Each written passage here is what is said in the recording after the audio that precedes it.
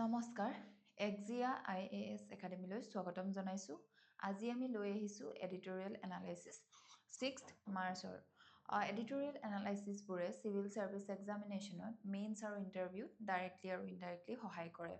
আমি অনলাইন যোগে এটা ব্ৰিফ এনালাইচিছে লৈ আহোঁ আপোনালোকে যদি ডিটেইলছত জানিব বিচাৰে তেন্তে আমাৰ ক্লাছৰুমত জইন কৰিব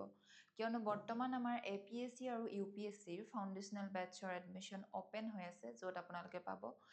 ইণ্টিগ্ৰেটেড এপ্ৰ'চত প্ৰিলিমছ মেইনছ আৰু interview preparation expert faculty guidance 24/7 library facility সম্পূৰ্ণ চিলেবাছ কভাৰ কৰা হ'ব আৰু উইকলি মক টেষ্ট কণ্ডাক্ট কৰা হয় যদিহে আপোনালোক ইণ্টাৰেষ্টেড তেন্তে স্ক্ৰীণত ডিছপ্লে কৰা নাম্বাৰটোত কণ্টেক্ট কৰিব এতিয়া আহোঁ আজি আমাৰ প্ৰথম আৰ্টিকলটোলৈ প্ৰথম আৰ্টিকলটো হৈছে দুটা আৰ্টিকল আছে ইয়াতে যিহেতু ৰিলেভেণ্ট হয় দুইটাই ছেইম টপিকৰ লগত গতিকে post war Iran could be moved revanchist আৰু military success won't bring stability আমি সকলোৱে জানো যে ইজৰাইল আৰু USA লগ লাগি এটেক কৰিছে ইৰাণৰ ওপৰত আৰু ইৰাণক যে এটেক কৰিলে তাৰ ফলস্বৰূপে এতিয়া ইৰাণত কেনেকুৱা ধৰণৰ শাসন ব্যৱস্থা এটা হ'ব বা যি তেওঁলোকৰ এম্বিশ্যন আছিল USৰ সেই এম্বিশ্যনৰ মতে কামটো হ'বনে নাই সেই কথাষাৰকে এই দুয়োজন অথৰে ইয়াতে মেনশ্যন কৰিছে ইয়াতে ৰিভেঞ্চিষ্ট যিহেতু প্ৰথম আৰ্টিকলটোতে আছে post war Iran could B মোৰ ৰিভেঞ্চিষ্ট এতিয়া ৰিভেঞ্চিষ্ট মানে কি হয় এটা টাৰ্ম হয় originate from the French word revanche আমি এতিয়া ইয়াক জিঅ'পলিটিকত ইয়াত কি ৰেফাৰ কৰোঁ যেতিয়া এখন ষ্টেটক দুৰ্বল কৰা হয় বা এটেক কৰা হয় তাৰ পাছত সেই ষ্টেটখনে যেতিয়া নিজৰ ৰিক্লেইম কৰিবৰ কাৰণে লষ্ট টেৰিটৰী ষ্টেটাছ বা নেশ্যনেল প্ৰাইডক তেওঁলোকে ৰিভেঞ্চ ল'বৰ কাৰণে চেষ্টা কৰে তেন্তে হ'লে এই শব্দটোক কি বুলি ক'ব ৰিভেঞ্চিজম বুলি কয় ঠিক তেনেদৰে regime change joint comprehensive plan of action এইটো কি হয় কমনলি known এজ ইৰাণৰ নিউক্লিয়াৰ ডিল যি নেকি আমাৰ ছিকিউৰিটি কাউন্সিলৰ পাঁচখন কাণ্ট্ৰি হয় এই পাঁচখন প্লাছ জাৰ্মানীৰ লগত লগ লাগি লগতে USA আৰু ইৰাণ এই ডিলটোত আছিল কিন্তু এই ডিলখন কেতিয়া ডিলটো 2018ত কি কৰা হ'ল উইথড্ৰ কৰা হ'ল এতিয়া আহোঁ আমি আমাৰ মেইন আৰ্গুমেণ্টটোলৈ ইয়াতে মেইন আৰ্গুমেণ্ট এই দুইটা আৰ্টিকলৰ পৰা কি বুজা যায় প্ৰিএম্পটিভ মিলিটাৰী কেম্পেইন যিহেতু আগতীয়াকৈ কৰিছে তেওঁলোকে এইটোৱে ইজৰাইলে কৈছে যে আমি প্ৰিএম্পটিভ এটেক কৰিছোঁ aimed at neutralizing a nation's nuclear capability or forcing leadership collapse several critical geopolitical realities emerge এতিয়া এনেকৈ যেতিয়া প্ৰিএম্পটিভ আমি কোনোবা এখন কাণ্ট্ৰি এটেক কৰা হয় তাৰ পৰা ইমাৰ্জ হয় বহুতো জিঅ'পলিটিকেল ৰিয়েলিটি এনে প্ৰথমতে কি কৈছে ইলিউজন অফ চাৰ্জিকেল ছাকচেছ যিটো ছাকচেছ হৈছে সেইটো ইলিউজন বুলি মেনশ্যন কৰিছে মিলিটাৰী ইনফ্ৰাষ্ট্ৰাকচাৰ বা decapitalized leadership does not automatically equated to political stability সকলোৱে এই কথাষাৰতে গুৰুত্ব দিছে যে যিটো তেওঁলোকৰ মিলিটাৰী ইনফ্ৰাষ্ট্ৰাকচাৰটো ডেষ্ট্ৰয় কৰা বা তেওঁলোকৰ লিডাৰজনক হত্যা কৰা কিন্তু ইয়াৰ পৰা কি কৈছে ইকুৱেট পলিটিকেল ষ্টেবিলিটি এটা নহ'ব সেই কথাষাৰে কৈছে যে তেওঁলোকে আকৌ এটা অল্টাৰনেটিভ লৈ নাহিব while an air campaign might এতিয়া যিহেতু এয়াৰ ষ্ট্ৰাইক হৈছিল এইটো ডিগ্ৰেড কৰিছে নেশ্যন ডিফেন্স বা নিউক্লিয়াৰ চাইটটো কিন্তু ফেইলছ ডিছমেণ্টেল আণ্ডাৰলাইন পলিটিকেল আইডিঅলজি যিহেতু আমি দেখিলোঁ যে আকৌ তেওঁলোকে এজন সুপ্ৰিম লিডাৰ এপইণ্ট কৰিছে গতিকে তেওঁলোকৰ যি মিলিটাৰী ইনফ্ৰাষ্ট্ৰাকচাৰ বা যি নিউক্লিয়াৰ চাইটত যিটো ডিষ্ট্ৰাকশ্যন হৈছে সেইটোৰ পৰা এইটো কথা সম্ভৱ হ'ব নোৱাৰে যে তেওঁলোকৰ যি পলিটিকেল ইনফ্ৰাষ্ট্ৰাকচাৰ হয় তেওঁলোকৰ পলিটিকেল যি আইডিঅলজি হয় সেই আইডিঅলজিটো কমপ্লিট চেঞ্জ হৈ যাব নেক্সট ৰাইজ অফ ইউনিলেটেৰিয়া আল্ট্ৰা নেশ্যনেলিজম এতিয়া কি হ'ব এনেকুৱা কৰাৰ ফলত যে বাহিৰৰ এটা ফ'ৰ্চে গৈ যেতিয়া তেওঁলোকক এটেক কৰিছে তেওঁলোকৰ যি আনএমপ্লয়ড ইউথ হওক বা নৰ্মেল যি চিটিজেন হয় তেওঁলোকৰ মাজত এটা নেশ্যনেলিজমৰ ফিলিংছ এটা কি হ'ব এৰাইজ হ'ব কিন্তু আল্ট্ৰা নেশ্যনেলিজমো হ'ব পাৰে এক্সটাৰ্নেল এনিমি তেওঁলোকে যেতিয়া দেখিব তেতিয়া কি হ'ব rather than yielding a compliant pro western ছাকচেছৰ government such action frequently give birth to harden revanchist regime fuel by sense of humiliation তেওঁলোকৰ যিহেতু হিউমেলিটি বা তেওঁলোকৰ নেশ্যনেল যিটো প্ৰাইড হয় তাত আঘাত কৰিছে গতিকে তেওঁলোকে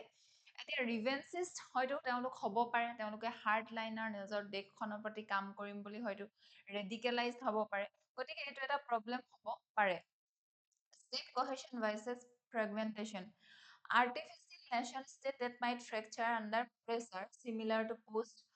2003 ইৰাকৰ নিচিনা nation with deep civilization. এতিয়া আমি সকলোৱে জানো ইৰাণৰ চিভিলাইজেশ্যনটো বহুত পুৰণা হয়। তেওঁলোকৰ তাতে লোকসকলে যেতিয়া এনেকুৱা ধৰণৰ পুৰণা এটা চিভিলাইজেশ্যনক কমপ্লিট ৰিপ্লেচ কৰি দিয়াটো বা শেষ কৰি দিয়াটো সম্ভৱ নহয়। তেওঁলোকৰ যিসকল লোক থাকিব তেওঁলোক ইমান বেছি চেণ্টিমেণ্টেল বা তেওঁলোক নিজৰ কালচাৰটোৰ প্ৰতি নিজৰ দেশখনৰ প্ৰতি তেওঁলোকৰ ইমানকণ দায়িত্ববোধ থাকিব যে তেওঁলোকে তেওঁলোকৰ কাণ্ট্ৰিখন বেলেগৰ হাতত তুলি নিদিব বা তেওঁলোকে আকৌ ৰিভাইভ কৰিব বা ৰেজিলিয়েণ্ট এটা ষ্টেণ্ড ল'ব পাৰে। Limit of proxy dissemination regional non state allies proxy যিবোৰ এলাইজ থাকে তেওঁলোকৰ might be degraded during a conflict Hezbollah হ'ল বা এনেকুৱা টেৰৰিষ্ট অৰ্গেনাইজেশ্যন তেওঁলোক ডিগ্ৰেড হ'ব পাৰে কিন্তু তেওঁলোকক কমপ্লিটলি ৱাইপ আউট কৰি দিয়াটো এটা ইম্পচিবল টাস্ক হয় কিয়নো এই বিশেষকৈ এয়াৰ ষ্ট্ৰাইক হৈছিল গ্ৰাউণ্ডত গৈ ষ্ট্ৰাইক হোৱা নাই যে প্ৰতিজনকে বিচাৰি বিচাৰি কিল কৰিব।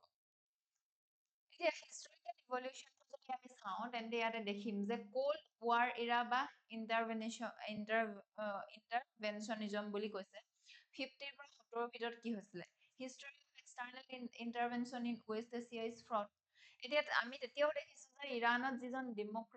ডেমক্ৰেটিকেলি ইলেক্টেড প্ৰাইম মিনিষ্টাৰ আছিল মহম্মদ মোছাদেক তেওঁক কি কৰা হৈছে ৱেষ্টাৰ্ণৰ ইণ্টেলিজেঞ্চ লগ লাগি বা ইউ এছ এ লগ লাগি তেওঁক ৰিপ্লেচ 1979 টো টাৰ্ণিং পইণ্ট হয় ইৰাণিয়ান ৰিভলিউশ্যন হ'ল তেওঁলোকৰ তাত এতিয়া কি হ'ল ৱেষ্টাৰ্ণ যিটো তেওঁলোকে ৱেষ্টাৰ্ণ কাণ্ট্ৰিৰ এগেইনষ্টত এণ্টি ৱেষ্টাৰ্ণ এটা ষ্টেণ্ড ল'ব ধৰিলে নিউক্লিয়াৰ ষ্টেণ্ড অফ আৰু ডিপ্ল'মেচি এতিয়া 2015ত কি হৈছে তেওঁলোকে জইণ্ট কম্প্ৰিহেনচিভ প্লান অফ একশ্যনতো তেওঁলোকে জইন কৰিছিল নিউক্লিয়াৰ ডিলটো যাতে তেওঁলোকৰ যিমান এটা পাৰ্চেণ্টেজৰ আণ্ডাৰত যাতে থাকে তাৰ চাৰ্ভিলেঞ্চ কোনে কৰিছিল IAEA ইনষ্ট্ৰাকশ্যনৰ আণ্ডাৰত তেওঁলোকে কৰিছিল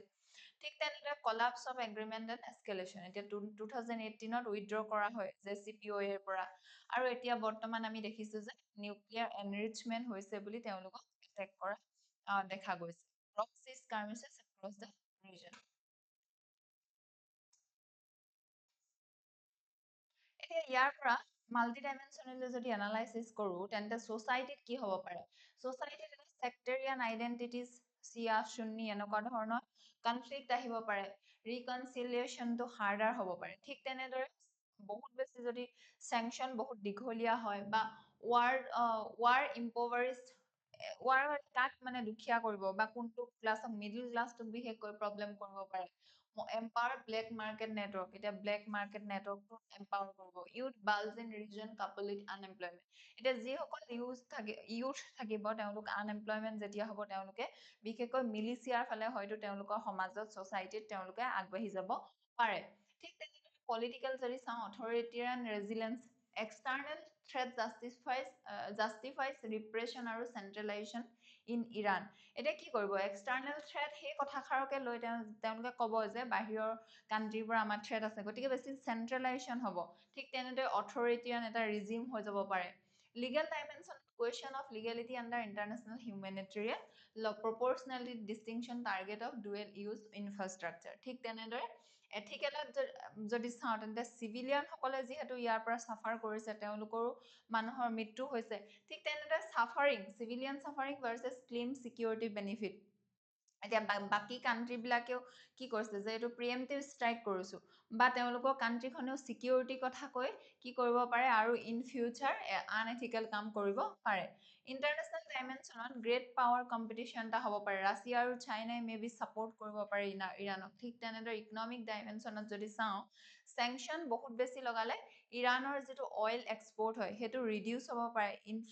তাৰপিছত তেওঁলোকৰ কাৰেঞ্চি ষ্টেবিলিটিত প্ৰব্লেম হ'ব পাৰে পাব্লিক স্পেণ্ডিঙত ইম্পেক্ট পৰিব লগতে ষ্ট্ৰেট অফ হাৰমুজৰ কাৰণে যি আমাৰ কাণ্ট্ৰি যিসকলে অইল ইম্পৰ্টৰ ওপৰত ডিপেণ্ডেণ্ট থাকে সেই কাণ্ট্ৰিবিলাকৰ ইকনমিকতো প্ৰব্লেম হ'ব এতিয়া ইয়াতে NCERT লিংকেজেছ থকা চেপ্টাৰবোৰ আমি উল্লেখ কৰিছোঁ লগতে UPSC চিলেবাছটো এতিয়া ইয়াৰ ৱে ফৰৱাৰ্ড বা সলিউশ্যনটো চাওঁ তেন্তে কি আছে ৰিভাইভ ক্ৰেডিবল নিউক্লিয়াৰ ডিপ্ল'মেচি এতিয়া নিউক্লিয়াৰ ডিপ্ল'মেচিটো ক্ৰেডিবল হ'ব লাগে তেওঁলোকক কি কৰিব লাগে ৰিষ্টৰ ভেৰিফাইবল লিমিট যে কিমান এনৰিচমেণ্ট এণ্ড ষ্টক পাইল, কিমান ষ্টকত ৰাখিব পাৰিব ইউৰেনিয়াম, এই কথাবিলাক খোলা খুলিকে তেওঁলোকে ডিপ্ল'মেটিক ৱেত হেণ্ডেল কৰিব লাগে। গ্ৰেজুৱেলি ইজ এ চেংচন, আৰু যি তেওঁলোকৰ এগেইনষ্টত চেংচন আছে সেই চেংচনবোৰ লাহে লাহে আঁতৰাই দিব লাগে, যাতে যি নৰ্মেল তেওঁলোকৰ লোক হয় তেওঁলোকৰ ওপৰত যাতে বেছিকৈ আৰু ইম্পেক্ট নপৰে। Me move towards an inclusive Gulf security dialogue. গাল্ফৰ যি কাণ্ট্ৰি হয় বা ইৰাণ হৈ গ'ল, ইৰাক, এনেকুৱা কাণ্ট্ৰি বিলাকে লগ লাগি চিকিউৰিটিৰ ওপৰত এটা কি কৰিব লাগে, ডায়লগ কৰিব লাগে। Agenda non attack pact on energy infrastructure, যাতে এনাৰ্জি ইনফ্ৰাষ্ট্ৰাকচাৰ কোনো এটেক নকৰে। মেৰিটাইম চিকিউৰিটি কোঅপাৰেশ্যন থাকিব লাগে।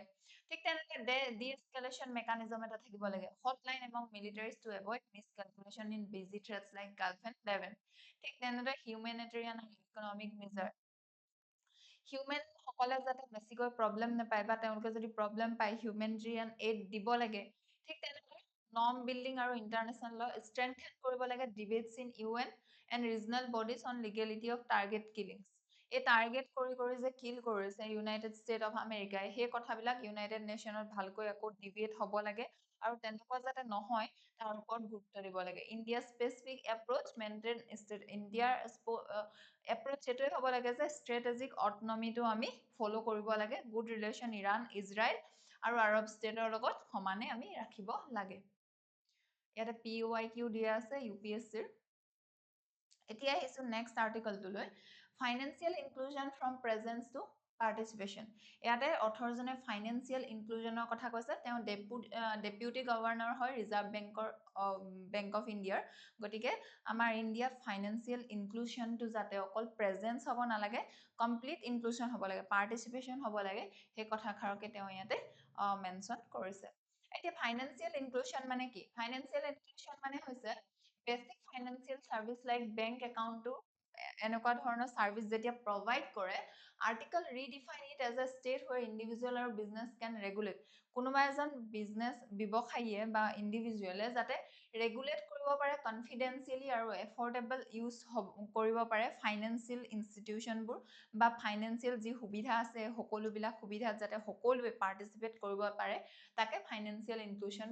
বুলি কোৱা হয়। এতিয়া এক্সাম্পল এটা দিছে যে অকল বেংক একাউণ্ট এটা যেতিয়া অপেন কৰা হয় সেইটো অকল এক্সেছ বুলিহে কয়। এতিয়া ফাইনেন্সিয়েল ইনক্লুজনত কি পৰিব? ফাৰ্মাৰ্ছ এজনে যেতিয়া তেওঁ তাতে ট্ৰানজাকশ্যন কৰিব ক্ৰপৰ কাৰণে, অলপ ছেভিং কৰিব, নেক্সট তেওঁলোকে যদি কিবা এটা খৰচ কৰে সেই বেংকৰ একাউণ্টৰ পৰাই কৰিব, এইবিলাক বস্তু হ'লেহে ফাইনেন্সিয়েল ইনক্লুজন বুলি কোৱা হয়। ঠিক তেনেদৰে আদাৰ টাৰ্মছ দিয়া আছে আৰু ইয়াৰে এক্সপ্লেনেশ্যন দিয়া আছে। এতিয়া মেইন আৰ্গুমেণ্টটো ইয়াতে কি আছে? মেইন আৰ্গুমেণ্টটো আছে যে আল্টিমেট গ'ল অফ ফাইনেন্সিয়েল ইনক্লুজন তো এনেকুৱা নহয় যে অকল এক্সেছ পইণ্টে থাকিব লাগে বা বেংক এটা খুলি দিলেই কোনোবা এজন ইণ্ডিভিজুৱেলৰ বেংকৰ একাউণ্ট এটা অপেন হ'লে ফাইনেন্সিয়েল ইনক্লুজন বুলি আমি ক'ব নোৱাৰোঁ। সেইটো অকল ফাইনেন্সিয়েল পাৰ্টিচিপেশ্যন হয়। ফ'ষ্টাইন ডিপ এণ্ড ছাষ্টেইন পাৰ্টিচিপেশ্যন। এতিয়া কিহত গুৰুত্ব দিব লাগে? ডিপ আৰু ছাষ্টেইন পাৰ্টিচিপেশ্যন, যাতে পাৰ্টিচিপেশ্যনটো কণ্টিনিউ হৈ থাকে তাৰ ওপৰত এতিয়া গুৰুত্ব প্ৰদান কৰিব লাগে। Leads to tangible improvement in people's life. এতিয়া এইবিলাক যেতিয়া কৰে, ডিপেণ্ড যেতিয়া ফাইনেন্সিয়েল ইনক্লুজনটো হ'ব, তাৰ দ্বাৰা যাতে মানুহবিলাকৰ কি হ'ব, লোকসকলৰ লাইফটো ইজি হ'ব, ছিকিউৰ্ড হ'ব। ঠিক তেনেদৰে focus must shift from what to the how. এতিয়া আগতে কিৰ পৰা যেতিয়া হাউলৈ শ্বিফ্ট হ'ব তেতিয়াহে এইটোক আমি এণ্ড হোৱাই বা ৱেল বিঙত যেতিয়া গুৰুত্ব দিব সেইটোক আমি ৰিয়েল ফাইনেন্সিয়েল ইনক্লুজন বুলি ক'ম। এতিয়া access is a foundation not a goal, সেই কথাষাৰকে তেওঁ মেনশ্যন কৰিছে। ইনফ্ৰাষ্ট্ৰাকচাৰ অফ বেংকিং যেনেকৈ একাউণ্ট থকা, এজেণ্ট থকা, এইবোৰ নেচেচেৰী হয় বাট ইনচাফিচিয়েণ্ট বুলি তেওঁ কৈছে। Whether this infrastructure being used effectively by ordinary people. এতিয়া ATMটো ঠিক আছে, যদি ATM এটা যেনিবা দিছে কোনোবা এটা জেগা, সেই ATMটো তাৰ লোকসকলে ভালকৈ ইউজ কৰিছে নাই, বা অনলাইন বেংকিঙৰ যদিও ফেচিলিটি আছে মানুহবিলাকে সেই অনলাইন বেংকিঙৰ সুবিধাটো ভালকৈ ল'ব পাৰিছেনে নাই, ট্ৰানজাকশ্যন কৰিছে নাই, লোন তাৰ দ্বাৰা পাইছেনে নাই, বা তেওঁলোকে তাতে স্মল এমাউণ্ট অফ ছেভিং কৰিব পাৰিছে নাই, সেই বস্তুবিলাকৰ ওপৰতহে এতিয়া ফাইনেন্সিয়েল ইনক্লুজনতো গুৰুত্ব দিয়া হ'ব। Participation manifest as a bucket of service. Inclusion means household can seamlessly use payment building. এতিয়া ইনক্লুজন অথৰজনে কি কৈছে? ইনক্লুজন মানে কি বুলি কৈছে? পে'মেণ্টত যেতিয়া ইউজ হ'ব, ছেভিংছ যেতিয়া বনোৱা যাব, এক্সেছ এফৰ্ডেবল ক্ৰেডিট, ইভেন যেতিয়া লোন বা ক্ৰেডিট এক্সেছ কৰিব পাৰিব,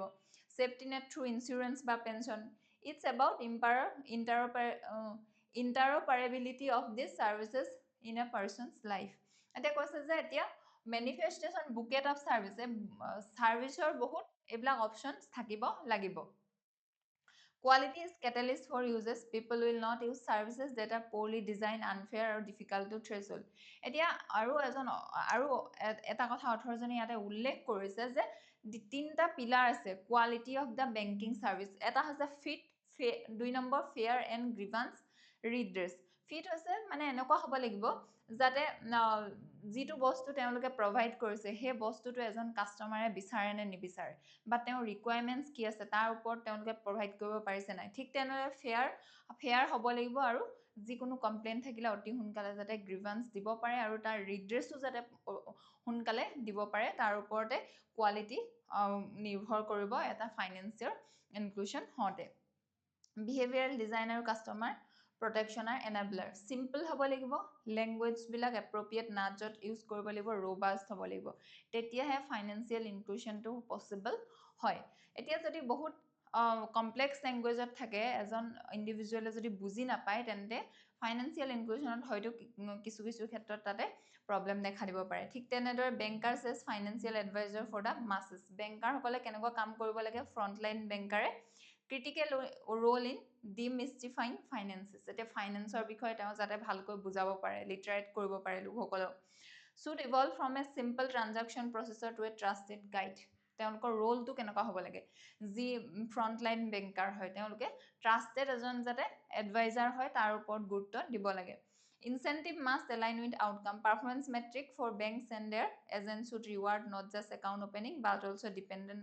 customer relation. এতিয়া এনেকুৱা হ'ব নালাগে যে অকল একাউণ্ট এটা খুলি মেলি দিলে তাতে কামটো হৈ গ'ল কিন্তু তেওঁ কেনেকুৱা ধৰণৰ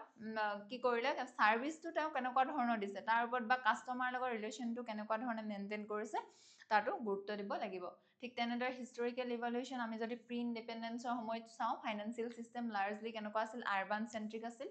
ফেজ ওৱানত ছ'চিয়েল কণ্ট্ৰল আৰু নেশ্যনেলাইজেশ্যন আমি সকলোৱে জানো বেংকৰ নেশ্যনেলাইজেশ্যন হ'ল যাতে প্ৰায়ৰিটি ছেক্টৰ লেণ্ডিং দিব পাৰে এগ্ৰিকালচাৰ স্মল ইণ্ডাষ্ট্ৰি আৰু ইয়াৰ আঁৰত আমি কি আছিলে আমাৰ গ্ৰীণ ৰিভলিউশ্যনো আছিলে first wave of institutional innovation self help group bank linkages programme আহিলে দেন টেকনলজি লেট ৰিভলিউশ্যন হ'ল 2010ৰ পৰা প্ৰধানমন্ত্ৰী জন ধন যোজনা আহিলে চৰি 2014ত যাতে ইউনিভাৰ্চেল এক্সেছ বেংকিং একাউণ্টৰ কাৰণে দিয়া থাকে জেম ট্ৰিনিটি আহিলে ঠিক তেনেদৰে ইউ পি আই 2016 আহিলে ফ'কাছ অন কোৱালিটি আউটকামছ 2020ৰ পৰা প্ৰেজেণ্ট এতিয়া চাবলৈ গ'লে কি কোৱালিটি আউটকামত গুৰুত্ব দিয়া হৈছে কাষ্টমাৰ যাতে প্ৰটেক্ট থাকে মিছ ইনফৰমেশ্যন মিছ চেলিং এনেকুৱা যাতে নহয় আৰু বেংক ফ্ৰড নহয় ইয়াৰ ওপৰত গুৰুত্ব দিছে ৰেছপনচিবল লেণ্ডিং এনেকুৱা হ'ব লাগে যাতে লেণ্ড যদি কোনোবাই কৰিছে যেনেকৈ ফিনটেক কোম্পানীয়ে বহুত বেছি পাৰ্চেণ্টেজত যাতে লেণ্ডিং নকৰে তাৰ ওপৰত এতিয়া ধ্যান দিয়া গৈছে ইম্প্ৰুভিং লাষ্ট মাইল ডেলিভাৰী আৰু যাতে শেষৰ মানুহজনলৈকে বেংকৰ ফেচিলিটি পাই ফাইনেন্স ইনক্লুশ্যন হয় তাৰ ওপৰত এতিয়া গুৰুত্ব দিয়া হৈছে ইয়াতে আমাৰ NCERT কি চেপ্টাৰৰ লগত জড়িত দিয়া আছে আৰু UPSC চিলেবাছটো এতিয়া ইয়াৰ ৱে ফৰৱাৰ্ডটো কি হ'ব ৱে ফৰৱাৰ্ডটো হৈছে ৰিডিফাইন মেট্ৰিক্স ৰিডিফাইন কৰিব লাগিব কিহৰ ট্ৰেক কৰিব লাগিব ইণ্ডিকেটৰ্ছবিলাকে যে ৰেগুলাৰ ছেভিং কৰিব পাৰিছে নে নাই ক্ৰেডিট কোৱালিটিটো কেনেকুৱা হয় ইঞ্চুৰেঞ্চ ক্লেইম কৰিব পাৰিছে নাই এইবোৰৰ কাৰণে এটা ৰিয়েল ট্ৰেক কৰিব পৰাৰ কাৰণে মেট্ৰিক্স ৰাখিব লাগিব ষ্ট্ৰেংথ এণ্ড কাষ্টমাৰ প্ৰটেকশ্যন আৰু গ্ৰিভান্স ৰিড্ৰেছ কাষ্টমাৰসকলক প্ৰটেক্ট কৰিব পাৰিব লাগিব আৰু লগতে যদি কিবা প্ৰব্লেম থাকে তাক ৰিড্ৰেছ অতি সোনকালে কৰিব ব্যৱস্থা কৰিব লাগে invest in behaviour and financial লিটাৰেচি যাতে স্কুল লেভেলৰ পৰা ফাইনেন্সৰ ওপৰত ইণ্টাৰেষ্ট থাকে বা জানে তাৰ ওপৰত লিটাৰেচি এটা দিব লাগে ৰিয়েল লাইফ এক্সাম্পল ইউজ কৰিব লাগে product design for irregular income আৰু এম্পাৱাৰ ফ্ৰণ্টলাইন ফাংচনাৰীজ এতিয়া ইয়াৰে PYQ দিয়া আছে নেক্সট আহিছোঁ আমাৰ আৰ্টিকলটোলৈ অপেনিং দ্য ফ্লাড গেটছ ইয়াতে অথৰজনে ফৰেষ্ট কনজাৰ্ভেশ্যন এক্ট 1980 যি এমেণ্ডমেণ্ট হৈছিল 2023 তাৰ নামটো কৈছে বন অধিনিয়ম আৰু ইয়াত কি প্ৰভিজন আছে এমেণ্ডমেণ্ট কি কৰিব লগা হৈছে বা কেনেকুৱা ধৰণে গভৰ্ণমেণ্টে কাৰ টিলটেড হৈ কাম কৰিছে তাৰ ওপৰতে অথৰজনে লিখিছে কি টাৰ্মছ এতিয়া ইয়াতে এই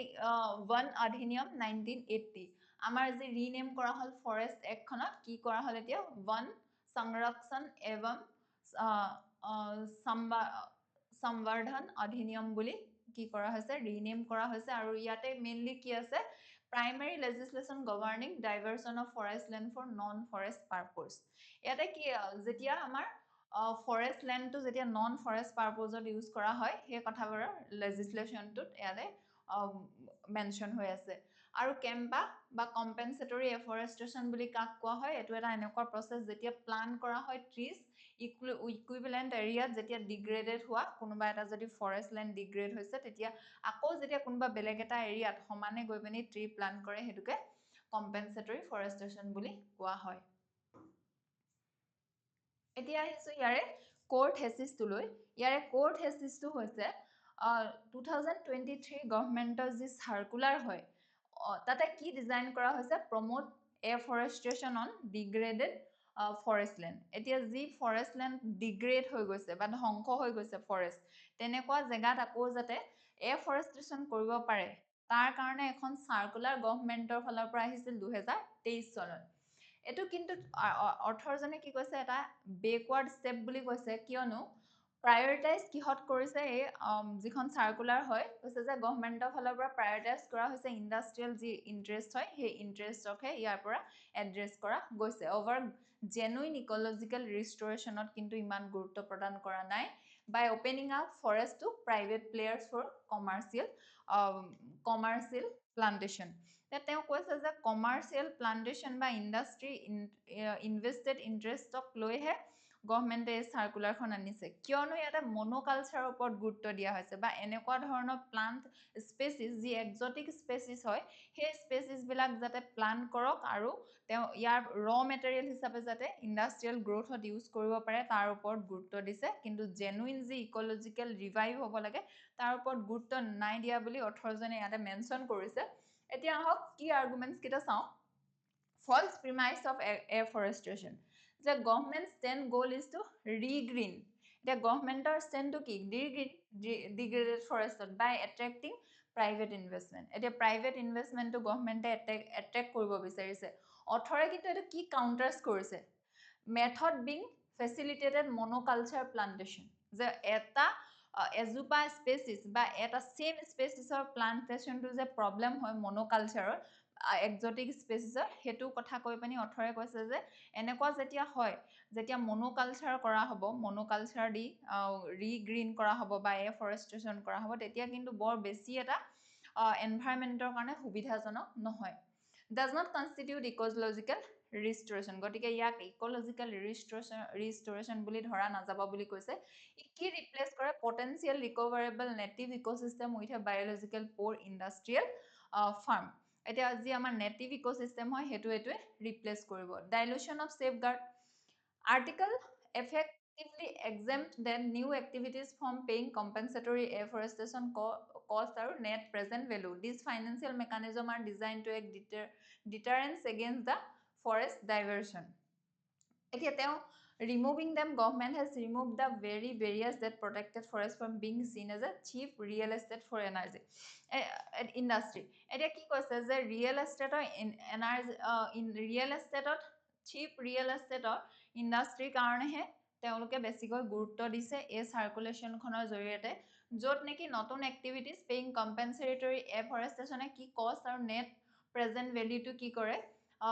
ইফেক্টিভলি এক্সাম কৰে বুলি কৈছে লুফল ফৰ আনক্লাসড ফৰেষ্ট এতিয়া যি আনক্লাসড ফৰেষ্ট আছিল বিশেষকৈ নৰ্থ ইষ্ট এৰিয়াত হে নৰ্থ ইষ্ট এৰিয়া আনক্লাসড ফৰেষ্টত এটা লুফল আহি গৈছে কিয়নো contention is the amendment's potential impact on the vast legally ambiguous unclassed forest particularly northeast by potentially redefining what constitutes a forest the amendment could make these vulnerable areas which are already shrinking কৈছে যে এই যি vulnerable area হয় আনক্লাস ফৰেষ্টৰ সেই আনক্লাস ফৰেষ্টৰ হুবি তেওঁলোকে loop হোলটো লৈ হয়তো কি কৰিব পাৰে মনোকালচাৰ কৰিবগৈ পাৰে কিয়নো কিন্তু প্ৰবলেমটো হৈছে যে এই ফৰেষ্টবোৰ অলৰেডি শ্ৰিংকিং হোৱা দেখা গৈছে 1997 ৰ পৰা 2019 ৰ ভিতৰত কিন্তু ইয়াৰ এটা লিগেল চ্যালেঞ্জও আছে আৰু হিষ্টৰিক্যাল প্ৰেসিডেন্স এটা তেওঁ দিছে ওয়াৰ্নিং হিচাপে পাৱাৰফুল পিস অফ এভিডেন্স কি কৈছে কৰ্ণাটকত হৈছিল 1980 joint venture with an industrial হাউসে কি কৰিছিলে বুলডোজ কৰিছিলে এখন ৰিজাৰ্ভ ফৰেষ্টক, কিন্তু সেইটো কোনে বচাই লৈছিল? যি কৰ্ণাটকা গভৰ্ণমেণ্টৰ তেওঁলোকৰ যি ৰুলছ আনিছিল, বচাইছিল, কিন্তু সুপ্ৰিম কোৰ্টে লাষ্টত কি কৰিব লগা হৈছিল? তাত ইণ্টাৰভেনশ্যন কৰিব লগা হৈছিল। Author uses this history to argue we have come full circle and repeating past mistake within potential devastating consequences. যে ইয়াৰ ফলত কি হ'ব? এতিয়া ইণ্ডাষ্ট্ৰিয়েল যি হাউচ আছিলে, বুলডোজ কৰিছিলে, তেওঁলোকৰতো একো প্ৰব্লেম নহয়, কিন্তু ইকলজিকেল ইমবেলেঞ্চ হ'ব পাৰে। প্ৰি ইণ্ডাষ্ট্ৰিয়েল ইণ্ডিপেণ্ডেন্স এৰা সময়ত আমি দেখো ষ্ট্ৰেটেজিক ৰিচোৰ্চ এক্সট্ৰেকশ্যন হৈছিল, ৰেলৱে পাত্ৰীৰ কাৰণে, শ্বিপ বিল্ডিঙৰ কাৰণে টিম্বাৰ তেওঁলোকে এক্সট্ৰেক্ট কৰিছিল। পোষ্ট ইণ্ডিপেণ্ডেন্সত আমি কি কৰিছিলে? যি ফৰেষ্ট হয়, সেই ফৰেষ্ট এৰিয়াৰ পৰা ৰিচোৰ্চ হিচাপে ইউজ কৰিছিল নেশ্যন বিল্ডিঙত। তেতিয়া গছ গছনি কটা হৈছিল যাতে ইকনমিক ডেভেলপমেণ্ট হয়, কিন্তু টাৰ্ণিং পইণ্ট হয় 1980s, যেতিয়া আমাৰ ফৰেষ্ট কনজাৰ্ভেশ্যন এক্টখন আনিলে, severely restricted diversion of forest land. ইয়াৰ দ্বাৰা কি কৰিলে? ফৰেষ্ট লেণ্ডৰ ডাইভাৰ্চনটো ৰেষ্ট্ৰিক্ট কৰা গ'ল। Judicial assertion TN Govardhan versus union of India যিটো কেছ আহিলে, become super structure over 1980 act. ইয়াতে কি হ'ল? সুপ্ৰিম কোৰ্টে intervention plug loophole gave a broad definition of forest. ফৰেষ্টৰ ডাঙৰ এটা তেওঁলোকে ডেফিনেশ্যনটো ব্ৰড কৰিলে, establish bodies like central empowered কমিটিৰ নিচিনা বডি এষ্টাব্লিছ কৰিলে। এতিয়া 21st চেঞ্চুৰীত যদি চাওঁ, balancing act and roll back, compensatory afforestation fund act আহিলে 2016ত, আমি চবে কেম্পা। ইয়াতে কি কৰিলে? Institutionalise the collection and use of fund for afforestation. ইয়াৰ এক্টৰ যোগেদি, এই এক্টখনৰ যোগেদি এফৰেষ্টেশ্যনৰ কথাটো আহিলে। ইয়াতে কি কোৱা গ'ল যে যদি কোনোবা এটা প্লেচত ফৰেষ্টটো ডিগ্ৰেড হৈছে, তেন্তে বেলেগ এটা প্লেচত গৈ আমি ফৰেষ্টেশ্যন কৰিলেও হ'ব।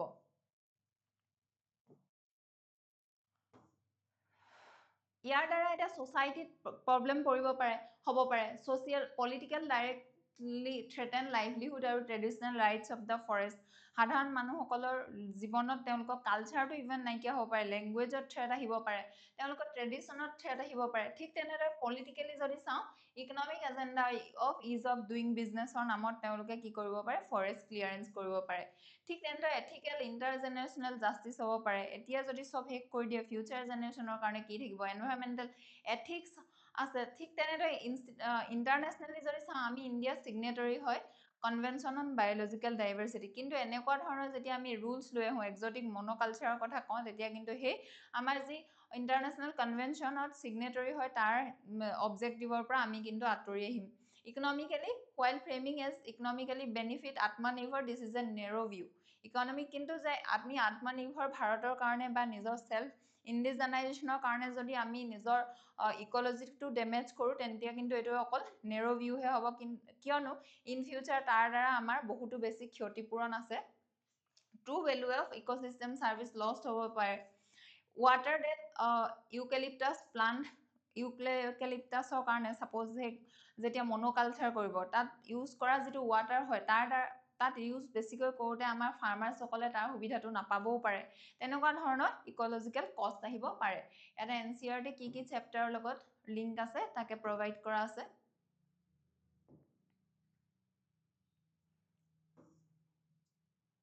ঠিক তেনেদৰে UPSC চিলেবাছটো। আৰু ইয়াতে ৱেভ ফৰৱাৰ্ডৰ জ'নেল ক্লাছিফিকেশ্যন অফ লেণ্ড কৰিব কৈছে। ডিগ্ৰেডেড লেণ্ড কি হয়, ক'ত কি কৰিব লাগিব, ৰিভাইভ কৰিব লাগিব নেটিভ স্পেচিছ, এক্সটিক স্পেচিছতকৈ। ঠিক তেনেদৰে ষ্ট্ৰেংথেন নট ডাইলুটিং ইনষ্টিটিউশ্যন, যেনেকৈ কেম্পা হৈ গ'ল, বা এনেকুৱা ধৰণৰ যি ইনষ্টিটিউশ্যন আমাৰ ৰিলেটেড হ'ব এনভাইৰনমেণ্টৰ লগত, ইয়াত ষ্ট্ৰেংথেন কৰিব লাগিব। প্ৰমোট কৰিব লাগিব agro' forestry on private land, private লেণ্ডত আমি এগ্ৰ' ফৰেষ্ট্ৰি কৰিব লাগিব। আফল কৰিব লাগিব স্পিৰিট অফ গোৱৰ্ধন। ঠিক তেনেদৰে UPSC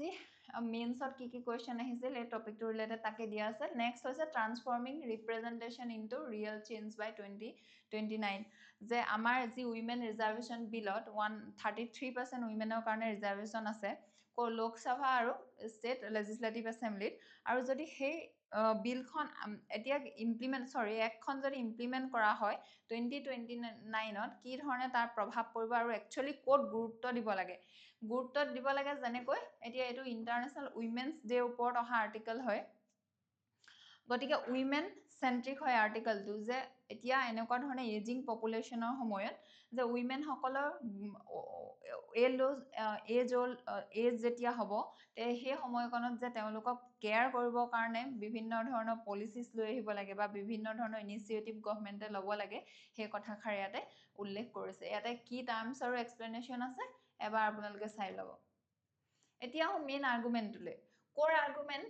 presence is not the same as power এতিয়া প্ৰেজেন্টটোক যে কিবা এটা বস্তু যদি প্ৰেজেন্ট আছে বা এতিয়া যদি উইমেন ৰিজাৰ্ভেশ্যন বিলখন একখন 2029 ইমপ্লিমেণ্ট কৰা হৈছে সেইটোক কিন্তু পাৱাৰ হিচাপে চোৱা নাযায় 2029 ৰিজাৰ্ভেশ্যন এনচিয়ৰ মোৰ women in parliament their impact will be hollow if they do not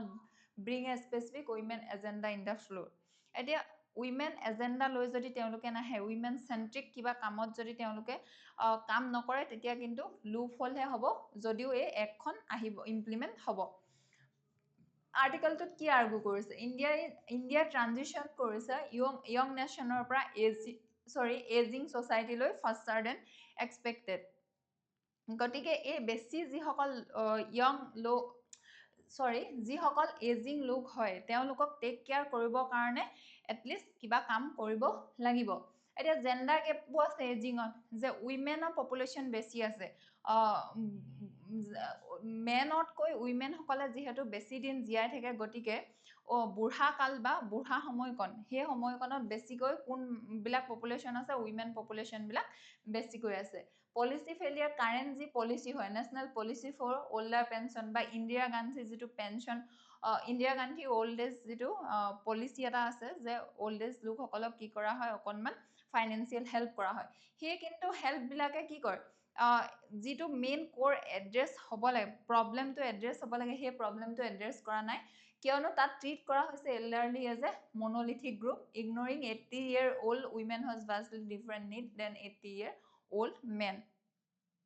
এতিয়া হেল্থ বিয়ণ্ড দ্য এতিয়া কি কৈছে যে যেতিয়ালৈকে ৰিপ্ৰডাক্টিভ এজ থাকে উইমেনসকলৰ বা যেতিয়ালৈকে তেওঁলোক মাতৃ হয় তেতিয়ালৈকে তেওঁলোকৰ ওপৰত বিভিন্ন ধৰণৰ গভৰ্ণমেণ্টে ইনিচিয়েটিভ লৈ আহিছে কিন্তু তাৰ পিছৰ পৰা তেওঁলোকৰ ষ্টেটৰ ইণ্টাৰেষ্টটো তেওঁলোকৰ ওপৰত কমকৈ দেখা গৈছে নন কমিউনিকেবল ডিজিজ এতিয়া উইমেনৰ 30s আৰু 40sত হাইপাৰ টেনশ্যন থাইৰয়ডৰ নিচিনা ইছ্যু হয় কিন্তু ইয়াক এড্ৰেছ কৰিবৰ কাৰণে ষ্টেটে এনেকুৱা একো ইফেক্টিভ পলিচি অনা নাই উইমেন পিচ আৰু security globally women are primary victim of conflict আমি সকলোৱে জানো ছেক্সুৱেল ভাইলেঞ্চ হয় ডিছপ্লেচমেণ্ট হয় but are excluded from the peace table only 7% of negotiators are women ঠিক তেনেদৰে argument is that peace is more durable when women help draft the term যদি কেতিয়া effective হ'ব উইমেনে যেতিয়া নিজে বেছি সেই ড্ৰাফটটো বা সেই লটো বনাবৰ কাৰণে পাৰ্টিচিপেট কৰিব তেতিয়া এতিয়া প্ৰি ইণ্ডিপেণ্ডেঞ্চৰ সময়ত কি আছিলে লিমিটেড ফ্ৰেঞ্চাইজি আছিলে উইমেনসকলে ভোট দিবলৈও ইমান পোৱা নাছিলে কনষ্টিটিউচনেল মেকিঙৰ সময়ত কিন্তু ইউনিভাৰ্চেল এডাল্ট ফ্ৰেঞ্চাইজি দিয়া হ'ল ঠিক তেনেদৰে আৰ্লি ডিকেডছত উইমেন ৰিপ্ৰেজেণ্টেশ্যন ৰিমেইন বহুত ল' আছিল উইমেনৰ ৰিপ্ৰেজেণ্টেশ্যন আমাৰ পাৰ্লিয়ামেণ্ট বা লেজিছলেটিভ এছেম্বলি নাছিল 73rd আৰু 74th এমেণ্ডমেণ্টৰ 1/3 ৰিজাৰ্ভেশ্যন ফৰ উইমেনৰ কাৰণে ৰখা হ'ল পঞ্চায়ত আৰু মিউনিচিপালিটিত পাৰ্লিয়ামেণ্টাৰী ৰিজাৰ্ভেশ্যন আহিলে এতিয়া যদি এল্ডাৰলি কেয়াৰ আৰু এজিং পলিচি ফালৰ পৰা চাওঁ ট্ৰেডিশ্যনেল ফেজত এল্ডাৰ কেয়াৰ জেনেৰেলি ক'ত আছিলে ফেমিলি অৰিয়েণ্টেড আছিল 89ত growing awareness of ageing national policy for older person আহিলে ঠিক তেনেদৰে 2000 onward maintenance and welfare of parents and senior citizen act আনিলে ক্ৰিয়েটেড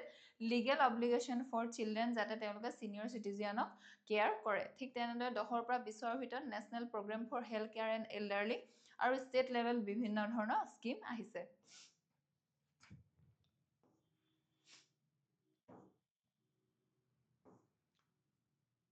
ইয়াতে NCERT কি টপিকৰ লগত জড়িত দিয়া আছে লগতে UPSC চিলেবাছটো আৰু ৱে ফৰৱাৰ্ডত যদি আমি চাওঁ বা ইয়াৰ সলিউশনটো making representation substantive bill pre 2929 agenda women group think tank parties এইবিলাকে লগ লাগি ক্ৰিয়েট কৰিব লাগে women life course manifestation education work health এই ভাইলেঞ্চ এই সকলোবিলাক লৈ আলোচনা কৰিব লাগে বা তাক এড্ৰেছ কৰিবৰ কাৰণে চেষ্টা কৰিব লাগে কেণ্ডিডেট ট্ৰেইনিং কৰিব লাগে সেন্সিটাইজ অল কেণ্ডিডেটছ সকলো কেণ্ডিডেটছ বা ষ্টেক হোল্ডাৰ্ছক কি কৰিব লাগে সেন্সিটাইজ কৰিব লাগে জেণ্ডাৰ এল্ডাৰ কেয়াৰ ফ্ৰেমৱৰ্ক এটা আনিব লাগে যাতে উইমেন স্পেচিফিক উইমেন চেণ্ট্ৰিক আমি পলিচি লৈ আহোঁ strengthen data life course approach to women's health উইমেনছৰ হেল্থৰ কাৰণে এপ্ৰ'চ কি কৰিব লাগে লাইফ কোৰ্চ এটা এপ্ৰ'চ ল'ব লাগে মিড লাইফ NCD স্ক্ৰিনিং ঠিক তেনেদৰে মেণ্টেল হেল্থ মেন'প'জ কাউন্সেলিং এইবিলাকৰ সুবিধা প্ৰদান কৰিব লাগে আৰু ইয়াতে UPSC PYQ আমাৰ দিয়া আছে আজিলৈ আমাৰ এডিটৰিয়েল এনালাইচিছ ইমানেই আছিল এনেকুৱা ধৰণৰ আপোনালোকে ইনফৰমেশ্যন চাই থাকিবৰ কাৰণে আমাৰ চেনেলটো শ্বেয়াৰ আৰু ছাবস্ক্ৰাইব কৰিব ধন্যবাদ